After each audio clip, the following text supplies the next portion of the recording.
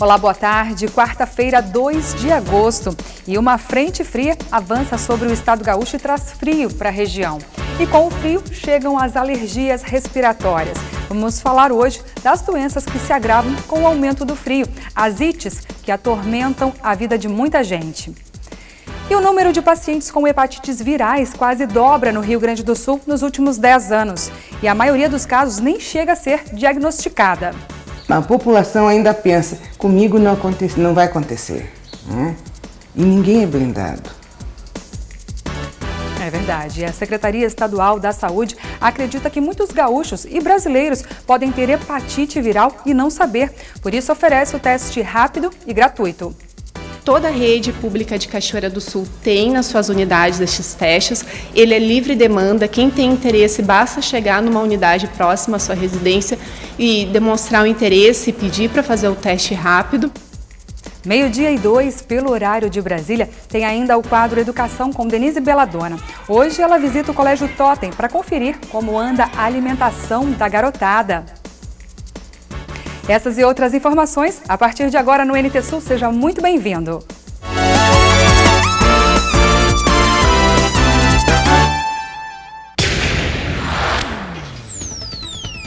O domingo foi de aventura para os ciclistas em Cachoeira do Sul. A terceira etapa do campeonato de mountain bike reuniu 70 atletas de 15 municípios nas trilhas preparadas exclusivamente para o evento na Praia Nova. A disputa ocorreu em 8 categorias e os troféus, mais uma vez, foram criativos. A lista completa dos vencedores das categorias feminina, mirim, esporte, estreante, júnior, sub-30, master e elite estão disponíveis no site novotempo.com/NTSul. A etapa de Cachoeira do Sul, mais uma vez, teve uma pista de 3 km e 400 metros de extensão, que desafiou os atletas pelos diversos obstáculos naturais. Lembrando que o NT Sul está sendo transmitido também pela internet. Você pode assistir de qualquer lugar do mundo em facebook.com/TV Cachoeira. Acesse nosso ao vivo de hoje e compartilhe com seus amigos também. Bom, gente, uma frente fria começa a avançar pelo Rio Grande do Sul hoje. Isso significa mudança de temperatura. E com essa oscilação no clima, vêm as alergias respiratórias, como rinite, sinusite, entre outras, que costumam aumentar 40% durante o inverno. Idosos e crianças. É na espera, na unidade de pronto atendimento ou na emergência dos hospitais. Eles são os que mais sofrem a cada mudança brusca de temperatura com as doenças respiratórias. Ele começou a tosse, mas a tosse estava bem seca. Bem seca. Aí minha mãe falou, faz nebulização para soltar, né? Mas não estava adiantando. Aí a febre, aí a gente pensou que estava saindo dente. Aí pensou que era o dente, mas não era. A gente pensou que era o ouvido, mas eu acho que não era. Daí ele ficou ruinzinho. Pois para quem é alérgico, respirar o ar gelado, a maior circulação de vírus e a umidade, que amplia a proliferação de ácaros e mofo, podem ser gatilhos para uma crise. As bronquites estão no histórico da família do Ivair. Desde sábado, é o filho, Pablo, de 1 ano e 10 meses, que está internado na Santa Casa, fazendo oxigênio. Ainda é muito cedo para dizer se ele é alérgico, mas o menino já teve várias crises respiratórias. A temperatura do tempo cada vez esfria mais e a gente já não sabe mais nem o que fazer. A gente já recorre num lado, recorre no outro. E é um troço, sei lá, que eu acho que não tem cura mesmo. A solução é relevando conforme dá. As principais alergias respiratórias, como rinite, bronquite, sinusite e asma, vêm de fatores genéticos associados aos ambientais. O contato com o pó, o cigarro, pelos de animais, produtos químicos e até com o pólen de algumas plantas pode desencadear uma crise. Para todos, assim como no caso das alterações de temperatura, o importante é conhecer o que causa a crise e evitar. Por exemplo, eu tenho pacientes que não podem usar perfume, inseticida, desinfetante. Outras sabem que em determinado parque, aquelas flores, aquelas material vegetal causam uma exposição. Outras, quando tiram o edredom do armário, o moletom, o casaco, que ficou lá 6 meses hibernando, proliferando fungos, bactérias, colocam em cima, é crise. E outros bem comuns, uma infecção viral, que para nós dura 2 ou 3 dias, para o alérgico é um gatilho. Então, procurar evitar esses gatilhos, se afastar dessa situação, a vacina antigripal ajuda e saber que existem tratamentos bem eficazes. O Tiago tem sinusite e outras alergias alimentares. Os problemas em decorrência delas, ele sofre desde a infância, mas o diagnóstico veio na adolescência. Além do tratamento preventivo constante com antialérgicos, desde lá, ele carrega um verdadeiro kit na mochila para evitar complicações que ele não quer mais repetir. Tem que ter como se fosse uma bengala, né? De remédios para poder viver melhor. Mas hoje em dia eu já me acostumei. Sempre levando remédio na bolsa, às vezes se algum colega pedir, eu tenho um remédio. Também já auxilio os outros demais, né? É bem bacana mesmo. E as alergias alimentares também mexem muito com a vida e a rotina das pessoas. E geralmente as adaptações já precisam ser feitas na infância. Por isso a ajuda psicológica pode ser essencial para enfrentar a nova dieta sem perder a qualidade de vida. Veja só. Entre 5 e 6 anos. As amigas se conheceram por meio de uma página na internet. O espaço criado por Ivana reúne mães de filhos com algum tipo de alergia alimentar. Um problema que quase levou a Aline à depressão. A alergia da filha caçula, mais de 20 alimentos, foi diagnosticada depois que a pequena Rafaela teve um choque anafilático. Quando ela tinha 1 ano, a gente foi dar uma fórmula de leite de vaca. E ela, ao tomar o primeiro gole, ela começou a vomitar, trancou a narina, inchou os olhos e quase desmaiou no meu colo, ficou roxinha. Depois da descoberta, a vida mudou bastante. A ajuda veio de uma até então desconhecida, uma psicóloga especialista em alergia alimentar. Além de estudar o assunto, Ivana também é mãe de uma garotinha com alergia à banana e ao leite de vaca. Hoje, por meio do site, ajuda as famílias a repensarem o cardápio e a vida em sociedade. Eu tenho um grupo de apoio, né, no Face que chama APLV no Sul. Não é só eu evitar os alimentos, é toda uma questão de adaptação social e familiar, né, do que traz a alergia alimentar. É um impacto muito grande assim na vida, que com a adaptação a gente leva uma vida normal. Né? Só a gente precisa se adaptar, porque são condições diferentes. Né? Segundo este gastroenterologista, ainda é muito comum as pessoas confundirem a alergia com algum tipo de intolerância. Só que as diferenças são grandes. Alergia é o quê? Quando o nosso sistema imunológico ataca aquele alimento achando que é um bandido, achando que é uma bactéria, que é um vírus, que é alguma coisa do mal. E acaba dando uma reação alérgica, uma reação inflamatória no nosso organismo. A intolerância, já por outro lado, na verdade é só uma dificuldade de digerir o alimento. No geral, as alergias são descobertas na infância, quando o sistema imunológico da criança ainda está em formação, o que pode ajudar na cura do problema. Mas adultos também podem ser surpreendidos. As alergias podem se manifestar minutos ou horas após a ingestão de determinados alimentos, ou os sintomas podem demorar a aparecer após muito tempo consumindo uma substância regularmente, quando é crônica. Na forma aguda, a alergia pode levar à morte se não tratada. A pessoa entra em contato e já começa com a reação alérgica nos primeiros minutos a horas. E isso pode dar desencadear uma reação alérgica tão forte que pode levar ao óbito. Ou parar a respiração, tranca a glote, né, que a gente chama, que é a passagem do ar para o pulmão. Ou tem uma reação tão inflamatória sistêmica que tu fica chocado e pode ter que acabar numa UTI e às vezes até evoluir para o óbito. A indicação do especialista é que, na desconfiança de qualquer desconforto mais forte proveniente da ingestão de um alimento, um gastroenterologista seja procurado. Se for o caso, o profissional vai indicar um tratamento com uma equipe multidisciplinar, que terá a tarefa de descobrir o alimento causador da alergia e como substituí-lo numa dieta balanceada. E além das opções da medicina tradicional, a acupuntura é procurada por pacientes das mais diferentes patologias. Seja associada a outros medicamentos ou como única alternativa, os alérgicos também estão recorrendo a ela para atenuar os efeitos da doença. Para a Lira, a acupuntura não é bem um tratamento alternativo, é praticamente o único que pode fazer.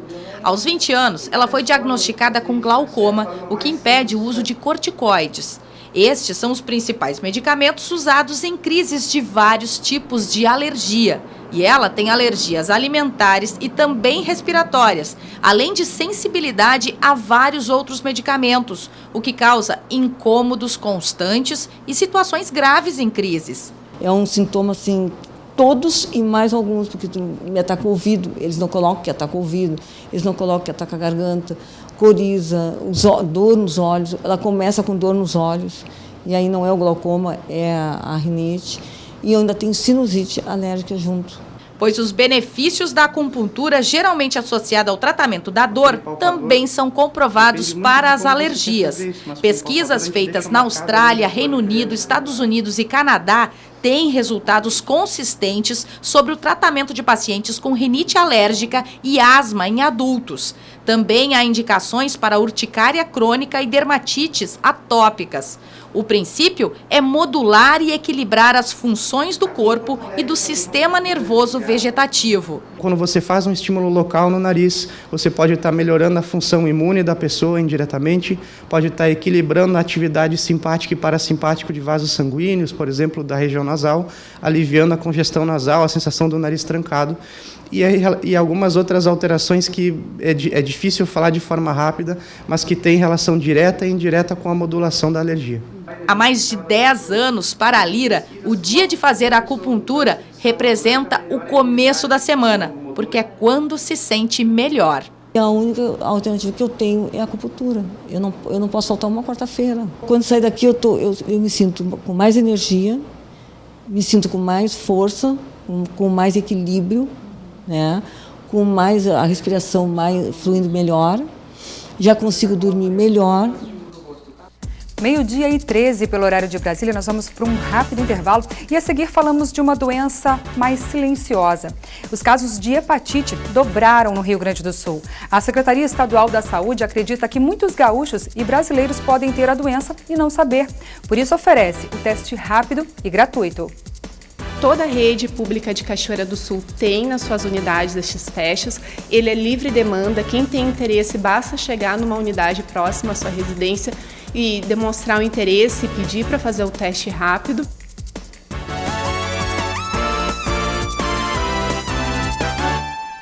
O novo presidente da FENARROS, Francisco Vargas, foi empossado ontem à noite. Ele assume no lugar de Luiz Silva, que coordenou os 3 últimos eventos e deixa como herança uma dívida acumulada desde 2008 no valor de aproximadamente R$800 mil. E se depender do novo presidente, a 20ª edição da feira, ano que vem, terá um cunho também popular. E a Feira Nacional do Arroz de Cachoeira do Sul está sob novo comando, sob nova liderança. Ele já foi comandante do 35º Batalhão da Polícia Militar aqui de Cachoeira do Sul, atuou nos últimos 6 anos em Porto Alegre no comando da Polícia Rodoviária Estadual. Ele é o coronel da reserva da Brigada Militar, Francisco de Paula Vargas Júnior, que assume a FENARROS no período em que a feira amarga uma dívida, acumula uma dívida de mais de R$730 mil. Isto é contornável? Como é que vai ser esta missão? Boa tarde. Boa tarde a todos os espectadores. Estamos assumindo a FENARROS para fazermos a 20ª edição, agora no ano que vem. Sabemos das condições atuais da feira, que passou por um momento difícil no ano anterior, um momento de crise econômica a todo o país, e chegou a alguns resultados negativos. Já analisamos essas contas e a gente viu que é possível administrá-las, negociá-las e a gente fazer a partir daí uma grande feira, um grande evento para o setor hortícola, não só para Cachoeira do Sul, para o nosso estado, mas para o nosso país, e quem sabe para toda a América Latina e para todo mundo, um evento da importância que é para o alimento que está no prato de todo brasileiro, que é o arroz. Então, esperamos fazer uma grande feira, partindo agora de um novo momento econômico que, sem dúvida, a gente terá pela frente nesse final de ano e início do ano que vem. Esse número inicial negativo assusta ou não? Assusta, sem dúvida, somos brasileiros e nos assustamos com contas, mas a gente tem esperança, tem confiança de que vai superar isso e vai buscar novos fornecedores, novos patrocinadores, para que a gente possa fazer um grande evento do tamanho que merece a horticultura. A executiva que vai trabalhar com o senhor vai se manter ou teremos novos nomes? teremos novos nomes e manteremos alguns, né? É evidente que numa transição de uma feira para outra, alguns nomes é importante que se mantenham, até porque dominam, né, algumas questões da feira em si, mas teremos o auxílio de novos nomes, pessoas novas, sangue novo, né? Sempre é bom, vassoura nova, como o ditado militar, varre os cantos. Então é importante a gente ter as duas parcelas, né? Pessoas novas, pessoas antigas, para a gente fazer um bom evento. A expectativa que fica quando assume um novo líder da FenaRroz é: o evento continua com o mesmo perfil? O senhor tem alguma outra ideia? Vai tentar implementar um novo ritmo? O que deve acontecer?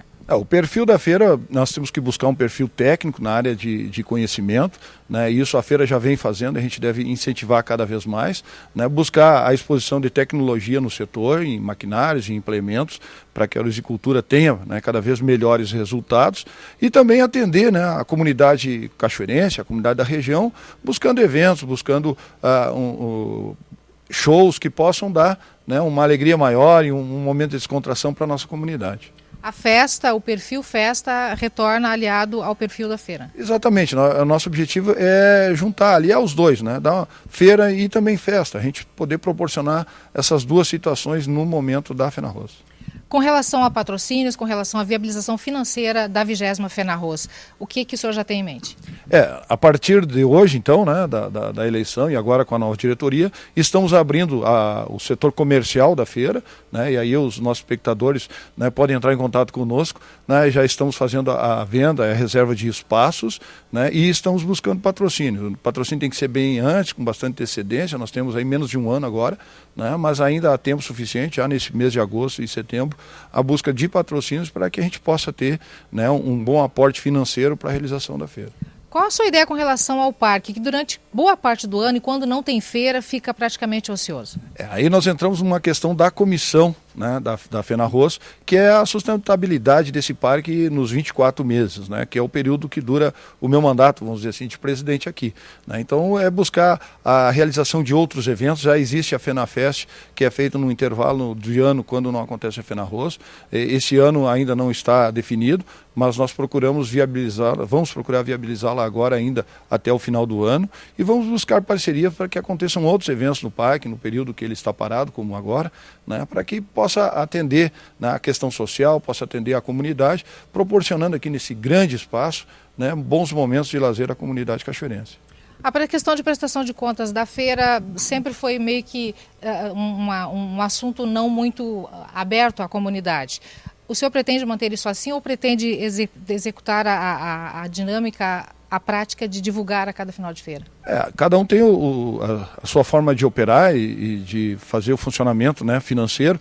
A nossa ideia é de que a cada evento a gente possa fazer a contabilidade, zerar e divulgar isso, né? A FenaRroz, apesar de não ser uma entidade pública, né, ela é um órgão que tem privado, mas ela vem de todo um apoio público, de todo um apoio comunitário, e nada mais justo de que a comunidade acompanhe, né, todo o andamento e principalmente a questão financeira da feira, né? Então nós pretendemos, assim, a cada evento, né, a cada evento que faça, fazer a contabilidade, fechar e divulgar isso nos meios de imprensa para que se vá acompanhando. E não só ao final de 2 anos se faça uma contabilidade única, né? Então essa é uma nova dinâmica que a gente quer dar, né? Já discutimos também com alguns membros da comissão aqui, né, de a gente fazer isso, né? Cada evento se fecha a contabilidade, se mostra, né, e assim a gente vai andando.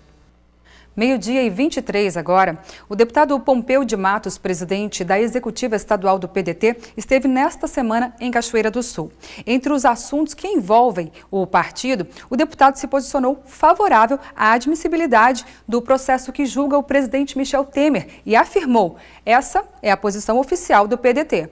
Nós vamos essa semana fazer a votação. Eu tenho uma posição pessoal muito clara, que aliás é a posição do meu partido. É pela admissibilidade. Nós não vamos julgar o presidente, nós não vamos acusar o presidente, tampouco vamos condenar o presidente. Nós tão somente vamos aceitar ou não e, por via de consequência, autorizar o Supremo a abrir o processo contra o presidente da República. E quem vai abrir, efetivamente, é o Supremo. Ele que vai dizer se sim ou se não. Nós autorizamos ele examinar essa questão. Então seria muito ruim para o parlamento querer tapar o sol com a peneira, querer esconder isso tudo embaixo do tapete. Até porque eu fiz parte da comissão que examinou esse tema, a Comissão de Constituição e Justiça, votei lá em nome do PDT e nós olhamos lá, vamos dizer assim, o básico do processo. Ali só tem as coisas, digamos assim, superficiais. E não são só ilações, são delações, são gravações, são imagens de uma mala de dinheiro correndo. Não adianta o presidente dizer assim, mas os irmãos batistas são bandidos. São bandidos, sim. Mas como é que o presidente recebe um bandido na calada da noite, no palácio, com um nome trocado? Isso não é republicano. E ainda esse cidadão bandido grava o presidente, diga-me com quem andas, dir-te-ei quem és. Então, a Câmara dos Deputados não pode ser escudo do presidente da República nessa hora. Até porque a crise está do outro lado da Praça dos Três Poderes. Nós não podemos chamar esta crise para dentro da Câmara. A Câmara já tem um monte de problemas, um monte de deputados que são colegas de infortúnio do presidente porque estão indiciados nessa questão do Lava Jato. Então, nós não podemos trazer essa crise para cá, a crise do lado de lá. Então, nós temos que devolver esse processo para o Supremo, para que o Supremo diga o que ele vai fazer com o presidente. A Câmara dos Deputados não pode vestir essa carapuça, não pode jogar tudo isso para baixo do tapete. Governabilidade ainda é possível no Brasil com o atual contexto? Eu diria assim, se o presidente não sair, ele vai ficar uma espécie assim de moribundo, porque cada vez a governabilidade fica pior, porque ele não tem legitimidade, porque não foi eleito. Aí além disso, ele vai perder a base, ele perde a sustentação política e ele perde o conceito popular, porque no imaginário popular o presidente está abaixo da crítica. Então, tudo isso depõe contra eventual governabilidade do país. Isso não faz bem para o país. E aí, por aí vai o emprego, por aí o empresário deixa de empreender, por aí se vão os investimentos, o estrangeiro nos olha com desconfiança, ou seja, a instabilidade, a insegurança política, a insegurança jurídica gera uma insegurança econômica e, por via de consequência, nós acabamos pagando na conta cuja dívida não é nossa. Não que eu queira tirar o presidente, o problema não é nosso, não fomos nós que criamos, foi ele que criou. Então, ele tem que responder por isso. Não dá para a gente esconder tudo isso. Via de consequência, as instituições têm que funcionar, a roda tem que girar e nós não podemos ficar aí parado, nós temos que virar essa página. Se vai assumir aquele outro, bom, para isso existem regras, para isso existe a Constituição. Agora, se o presidente ficar sem legitimidade eleitoral, sem força política, sem base partidária, sem conceito popular, todos nós vamos pagar uma conta muito cara, com o desemprego, com a economia afundando e, consequentemente, o cidadão vai ser o maior prejudicado. E a Câmara dos Deputados vota hoje o parecer da Comissão de Constituição e Justiça, contrário à admissibilidade da denúncia contra o presidente Michel Temer pelo suposto crime de corrupção passiva. A sessão começou nesta manhã e deve se estender por todo o dia.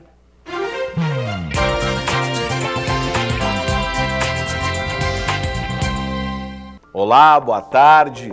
Entramos, sem sombra de dúvida, numa semana decisiva em relação ao presidente Michel Temer.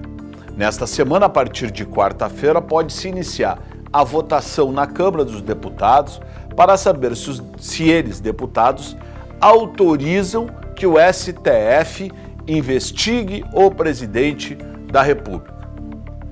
Será a primeira vez na história que nós temos um pedido desses acontecendo dentro da Câmara dos Deputados, ou seja, nenhum presidente antes foi, de alguma forma, instigado a ser investigado acerca de crimes comuns. Para que você entenda, nesse caso específico, a Câmara dos Deputados ela autoriza que o STF proceda a uma investigação em relação ao presidente. E aí ela terá um prazo de até 180 dias para concluir essa investigação. Qual é a tendência hoje dentro da Câmara dos Deputados? A tendência, sem sombra de dúvidas, é de que a Câmara não autorize a investigação do presidente Michel Temer, por Uma razão muito óbvia. O presidente Michel Temer, ele tem ainda uma base de apoio muito forte dentro da Câmara dos Deputados. Possui um grupo ao seu lado, composto por Eliseu Padilha, Moreira Franco, Romero Jucá, que tem uma interlocução muito forte dentro da Câmara dos Deputados e são capazes ainda de manter uma base coesa. É claro, hoje é terça-feira, a votação pode ser amanhã, quarta, ou quinta, ou até na semana que vem. Muitas vezes, e eu sempre brinco, entre 2 dias existe uma noite e as coisas podem mudar. Mas a tendência hoje é que o presidente Michel Temer não venha a ser investigado pelo Supremo Tribunal Federal. Falei e assino embaixo. Confira agora no NT Sul as vagas que a agência FGTAS Cine de Cachoeira do Sul disponibiliza. Costureira, uma vaga. Uma vaga para operador de empilhadeira. Trabalhador rural, uma vaga. Uma vaga para auxiliar de produção. Cozinheira, uma vaga. A agência FGTAS Cine de Cachoeira do Sul está localizada na Rua Major Urix, número 1552, no centro. Outras informações você pode obter pelo telefone, código de área 51 3723 5414, ou em nossa página no Facebook, facebook.com/TV Cachoeira. Após a liminar determinando que a Vivo cancele planos ainda em período de fidelidade sem multa em Cachoeira do Sul, conforme exibimos aqui no NT Sul, a operadora emitiu uma nota sobre o caso. Veja só, abre aspas. A Vivo informa que está cumprindo integralmente a decisão liminar proferida pelo juízo de Cachoeira do Sul. O cliente teve o seu contrato de prestação de serviços rescindido sem a cobrança de multa de fidelização. A Vivo também tornou pública a suspensão da aplicação da cláusula de fidelização com a divulgação desta informação em jornal impresso e rádio local. A Vivo é a empresa com a maior cobertura na região de Cachoeira do Sul e segue investindo para garantir aos cachoeirenses constante melhoria da qualidade dos serviços de voz e dados da região. Fecha aspas. Nós vamos para um rápido intervalo e a seguir você vai ver o número de pacientes com hepatites virais quase dobra no Rio Grande do Sul nos últimos 10 anos. E a maioria dos casos nem chega a ser diagnosticada. A população ainda pensa, comigo não vai acontecer. Né? E ninguém é blindado. E a seguir também tem a sua participação pelo Face, viu? Daqui a pouquinho eu vou ler aqui as participações. Tem o quadro Educação com Denise Belladonna. Hoje ela visita o Colégio Totem para conferir como anda a alimentação da garotada. Agora, 12h32 pelo horário de Brasília. Só rapidamente, antes da gente ir para o intervalo, algumas participações aqui. William Barreto, Rosane Cassol, Adriana Soares, Denise Félix, Vandir Paz e Janete Silveira. E Ângela Flores, obrigada pela participação, pelo carinho de vocês aqui, viu? Você também pode participar em facebook.com/TV Cachoeira. Nós já voltamos.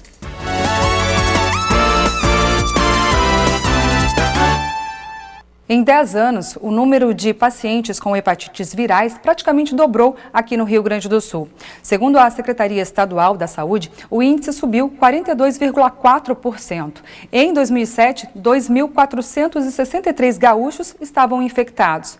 Em 2016, o número pulou para 4.271. Na região da 8ª Coordenadoria Regional de Saúde, que abrange Cachoeira do Sul e outros 11 municípios, foram 31 casos registrados de hepatite B e C nos últimos 2 anos. O problema é que, segundo a coordenadora regional de epidemiologia, este número é muito maior, porque a maioria dos casos dos pacientes são assistidos na rede particular e não aparecem no panorama das hepatites divulgado pela secretaria, porque os médicos não informam o diagnóstico. Conheça a dificuldade enfrentada por uma paciente aqui de Cachoeira do Sul que desde 2012 descobriu que tem hepatite C. A gente sente aquelas dores, aquele cansaço. O abdômen era bem inchado, né, duro, né, mas não passava pela cabeça. Depois do diagnóstico, depois de saber como que foi o tratamento? Aí foi difícil. a aceitação, né? Eu tô doente, eu vou ter que fazer um tratamento, vou ter que me cuidar. Né? Aí começa uma outra vida. A descoberta foi em dezembro de 2012, mas a Sônia lembra que nem ela e nem o médico suspeitavam da hepatite C, acreditavam que fosse reumatismo. Tem uma rejeição também entre os pacientes, né? Uma negação, né, da doença, uma negação dos sintomas. Né? Eu tive colegas de tratamento que eu perguntava, como é que está sentindo? Não, estou super bem, estou vendo a pessoa, porque a gente tem um emagrecimento bem acentuado durante o tratamento. Né? Não adianta, às vezes pode ser o alimento ser feito em casa, como vindo de fora, tu não consegue. Né? Tu tem muita náusea, tem muito vômito, muita diarreia. As hepatites virais foram contraídas nos últimos 10 anos por 1.808 gaúchos, segundo a Secretaria Estadual da Saúde. O índice subiu 42,4% em relação a 2007, quando 2.463 pessoas sabiam que tinham a doença. A senhora sabe, desconfia de como contraiu a doença? Não. Não tenho ideia, porque é N possibilidades, né? A hepatite C é por sangue. Então, eu trabalhei com material pérfuro cortante, muitas vezes sem proteção, recebi transfusão de sangue numa época em que não eram feitos testes. Né? Então, manicure também. Né? Hoje, antes de eu ficar sabendo, eu já estava levando o meu material, né, para o salão. Porque eu comecei a ter fungo nas unhas, aí isso me chamou a atenção e eu digo, não, vou levar o meu material. Mas é uma maneira também de se contrair. A transmissão das hepatites virais acontece de maneira simples. Segundo a 8ª Coordenadoria Regional de Saúde, um caso que surpreendeu quem trabalha na equipe foi de um adolescente. Ele relatou que não sabia como tinha a doença, pois nunca tinha se relacionado sexualmente com ninguém. A equipe investigou o caso e acabou descobrindo que ele dividiu o aparelho de barbear com o pai. Ele ainda não tinha barba, mas tinha a curiosidade e a vontade de ser adulto. Hoje, pai e filho fazem o tratamento da hepatite no Sistema Único de Saúde.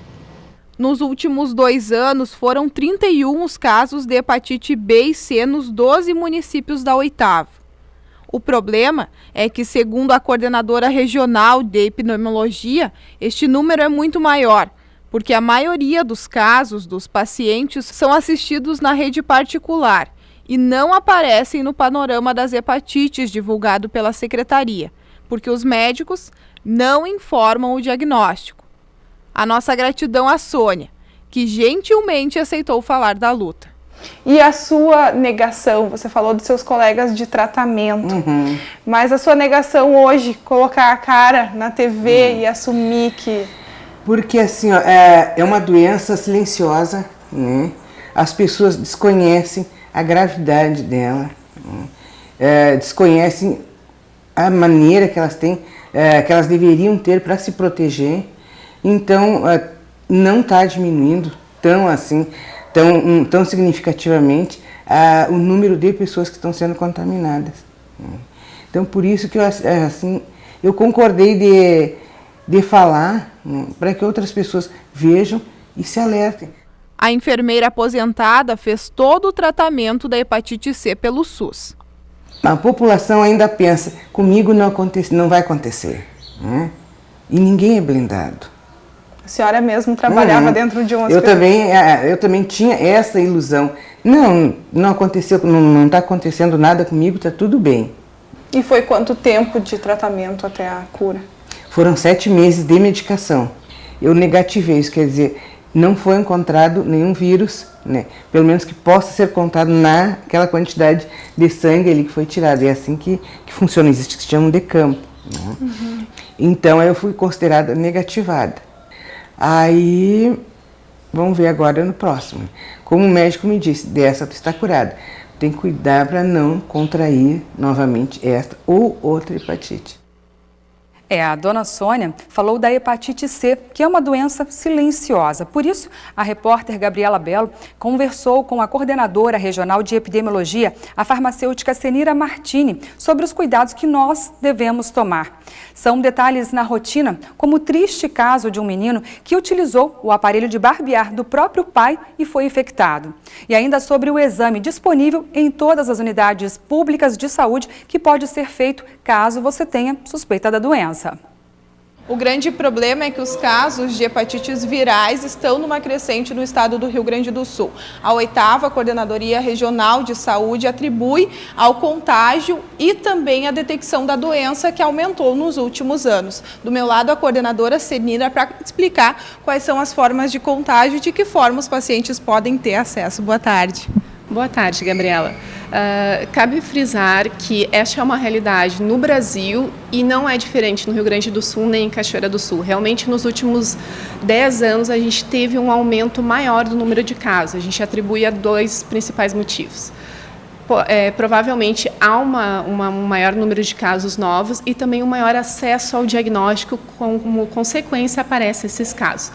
Cabe frisar que as hepatites elas podem ser causadas por diversos fatores. O nosso foco agora são as hepatites virais. As principais são as hepatites B e C, que têm um prognóstico de evolução pior e o diagnóstico é feito por testes laboratoriais. Hoje, na rede pública de saúde, a gente tem os testes rápidos para hepatite B, com uma alta sensibilidade, uma alta especificidade. São testes muito confiáveis e que aumentam o acesso e a rapidez ao diagnóstico. Toda a rede pública de Cachoeira do Sul tem nas suas unidades estes testes.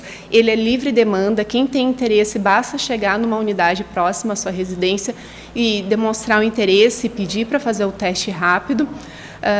Confirmado o diagnóstico, tem um protocolo de continuidade de fluxo para outros exames que são necessários serem feitos, determinar se é uma hepatite crônica ou uma hepatite aguda, qual o próximo passo a ser tomado, qual o próximo especialista que atenderá esse paciente.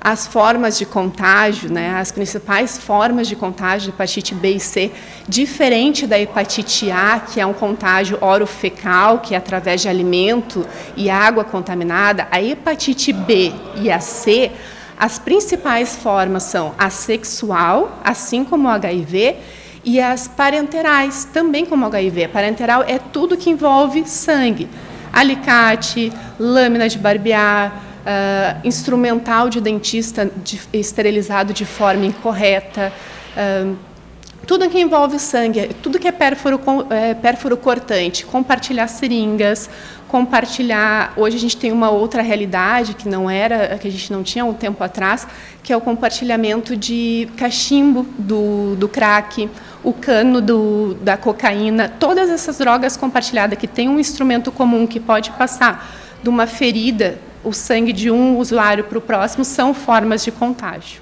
Quais são os sintomas e mesmo as doenças, as hepatites virais, como a gente falou, que é o nosso foco neste momento, podem evoluir a óbito? A B e a C têm um prognóstico pior, tá? Os principais sintomas, quando eles surgem, porque a hepatite B e C, elas são agravos silenciosos. Quando surgem, é enjoo, náusea, vômito, perda de apetite, às vezes icterícia, mas isso não é o quadro comum. O quadro comum das hepatites B e C é evoluírem assintomaticamente, sem sintoma algum. Quando o paciente demonstra algo, ele já tem uma lesão hepática mais agravada, mais instaurada. Então, o cuidado tem que haver, a gente tem que trabalhar com precaução. Houve uma suspeita de contágio por compartilhamento desses instrumentos de uso pessoal ou uma relação sexual desprotegida, faça um teste rápido, trabalhe preventivamente, Se surgir um caso, as duas são tratáveis, dependendo do estágio e do tipo de hepatite B ou C, porque dentro delas a gente tem genomas diferentes, mas dependendo do estágio, elas são tratáveis, a gente tem esse tratamento na rede pública de saúde. Então, o ideal é sempre isso, trabalhar com prevenção. Faça previamente quando há um caso, quando se expôs e suspeita que há uma possibilidade de contágio. E está tudo na rede pública, tanto o teste rápido quanto o tratamento. E a prevenção, você falou, claro, a melhor delas é sempre nunca dividir nenhum desses aparelhos perfurocortantes, como você falou, mas campanhas de vacinação na rede pública. Para hepatite B existe vacinação, existe a profilaxia prévia, né? Ela é universal, o acesso a essa vacina é universal, independe do grupo ou faixa etária. Basta o paciente chegar numa unidade de saúde que tenha sala de vacinação, leve sua carteira de vacinação, porque alguns pacientes já estão imunizados, então os vacinadores podem conferir como é que está a situação daquele paciente. Para hepatite C, a gente não tem profilaxia, a gente não tem vacina para C. A pior evolução das hepatites, tanto B quanto C, seria a cirrose hepática e até câncer. Elas, se não tratadas e não acompanhadas devidamente pelo profissional de saúde, elas podem evoluir para o pior diagnóstico, que é cirrose e câncer. Como a coordenadora falou, então, é sempre a prevenção, a melhor cuidado, o melhor tratamento para qualquer paciente. Exatamente. A prevenção é não dividir instrumentos de uso pessoal, como seringas, como alicate, aparelho de barbear. Tudo que é de uso pessoal, não divida, assim como usar preservativo em toda relação sexual. Muito obrigada mais uma vez pelas informações e pelo alerta a todos os telespectadores. Obrigada pelo convite. Lembrando que todas as unidades públicas de saúde de Cachoeira do Sul estão abertas em horário comercial e oferecem testes rápidos e gratuitos. Você confere a partir de agora mais uma reportagem do quadro Educação. Denise Belladonna tem feito um tour pelas escolas de Cachoeira do Sul para registrar como anda a alimentação dos pequenos. O estímulo a uma alimentação saudável deve vir já nos primeiros anos de vida dentro da escola.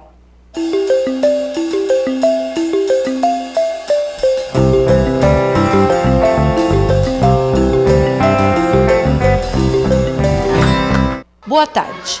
O governo tem legislado em relação à alimentação saudável nas escolas, merenda e cantinas. E as escolas também têm feito a sua parte com relação a esse tema.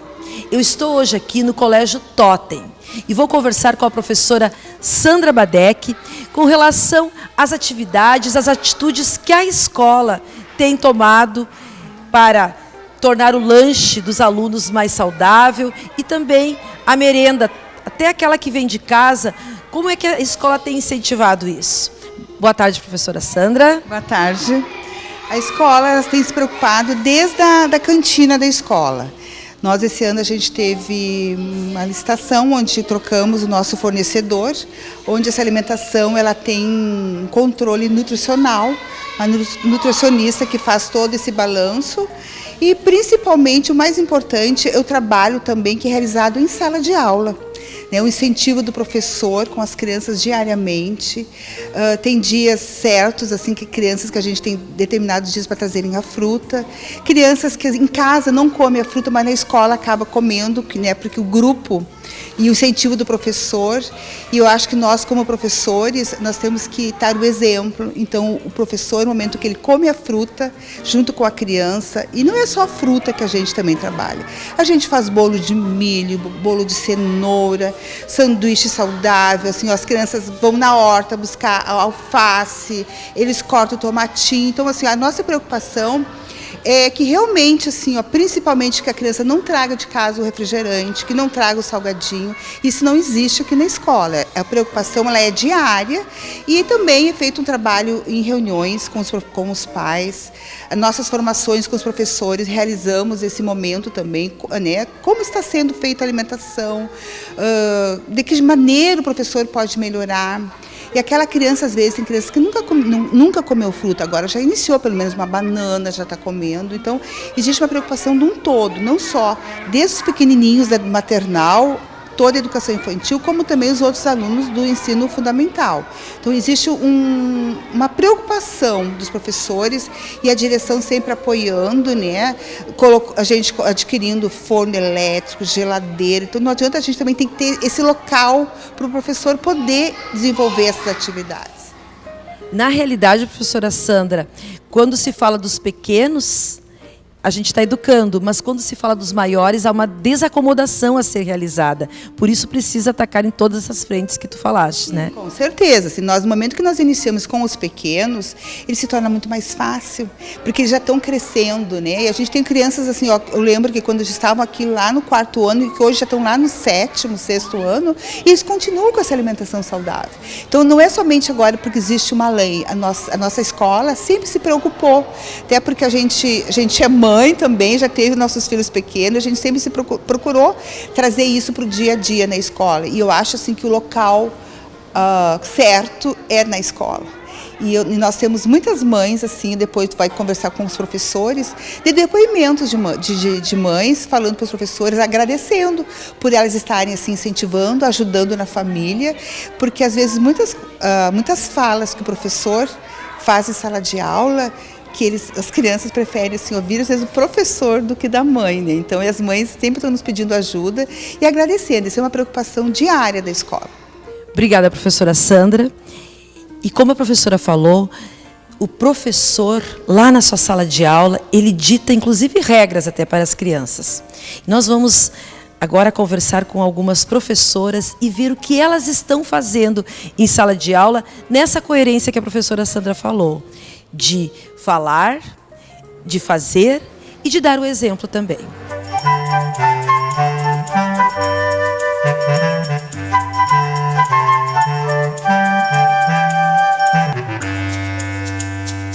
Professora Ana Paula, percebemos ali com os alunos que é uma festa para eles já comer frutas.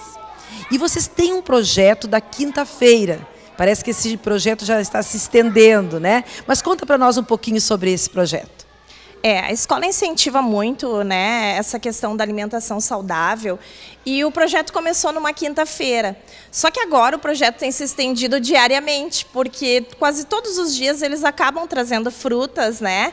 E toda vez é uma novidade. E a experiência maior é essa, né? Fazer essa troca e fazer com que todos experimentem. Claro que a gente respeita, né, as crianças que não querem, que não gostam ou que são alérgicas, que não podem mesmo comer, né? E a gente percebe também, as crianças fizeram um suco, as frutas estão partidas, quer dizer, outros conceitos podem ser desenvolvidos a partir desse. A alimentação saudável é o foco principal, mas tem outros conceitos que vocês também podem trabalhar a partir dessa atividade. Exatamente. Esse também é o intuito, né, do projeto em si. Não só o prazer de comer a fruta, mas sim trabalhar com várias atividades, explorando, então, cores, texturas, formas, né, e o próprio sabor em si. Parabéns, professora. Muito obrigada. E eu ainda vou continuar conversando com as professoras, porque eu quero saber com relação aos pais. Será que os pais têm, que resposta os pais têm dado para essa atividade aqui do colégio?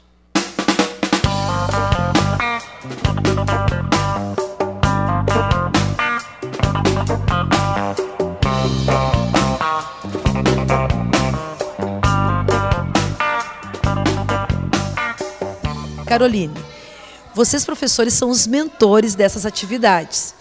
Mas e os pais? Qual é o retorno que vocês percebem dos pais das crianças? É bastante positivo, assim, eles gostam muito, né, porque auxilia bastante também a alimentação das crianças em casa, porque depois dessas atividades eles querem fazer em casa também. Aí eles chegam em casa e querem fazer e também cobram dos pais para poder ter esse alimento em casa. Então a gente faz bastante variedades, o sanduíche, a frutinha, e sempre fazem alguma imaginação, alguma coisa assim que vai fazer crescer, que tem um pozinho mágico.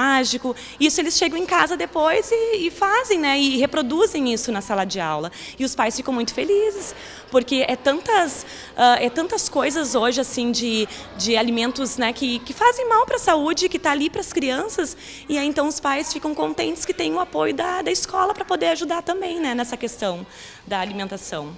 Vocês têm relatos dos pais que alguns não comiam e passaram a comer alguma coisa mais natural, mais saudável? Temos sim. Até a criança chega em casa e ela conta feliz, assim, que ela provou uma fruta diferente, ou até o sanduíche também, porque eles chegam em casa e eles também querem fazer o sanduíche junto com os pais. E eles ficam olhando para ver se os pais vão comer também, né? Então é a questão do exemplo também, do professor, da criança e da família também, né? De colocar isso. Obrigada, Caroline. Essa galerinha é multiplicadora de ideias. Em cada lar que chegar esses recados da alimentação saudável ou de uma merenda diferente, ou até o recado de que viu um colega, é mais um lar que vai, quem sabe, mudar de hábitos. Hoje, numa oferta tão grande de produtos industrializados, quando essas crianças podem entrar em contato com uma alimentação mais simples e mais natural, como a professora mesmo falou aqui, a escola é um lugar para que isso aconteça. E o colégio aqui está de parabéns e também as professoras com o seu projeto. E na próxima semana eu estarei visitando uma outra escola, novamente, para tratar deste assunto tão gostoso quanto importante. Até lá!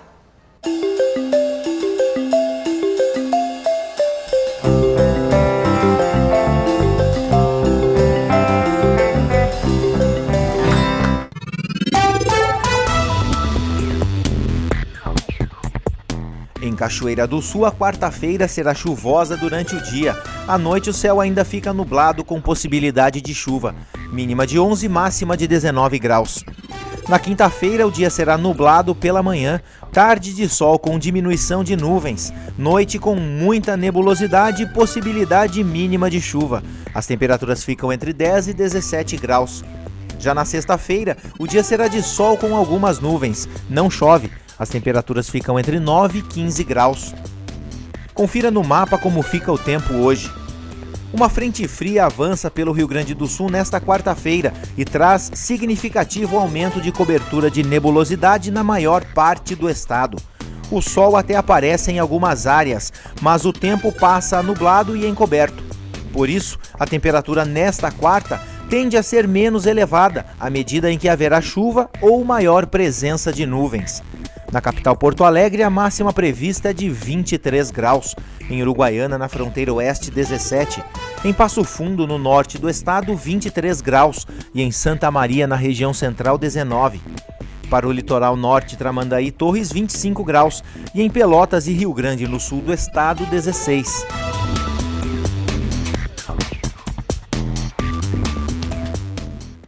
O NT Sul desta quarta termina agora. Uma excelente tarde para você. Amanhã a gente se vê a partir do meio-dia. Eu espero você.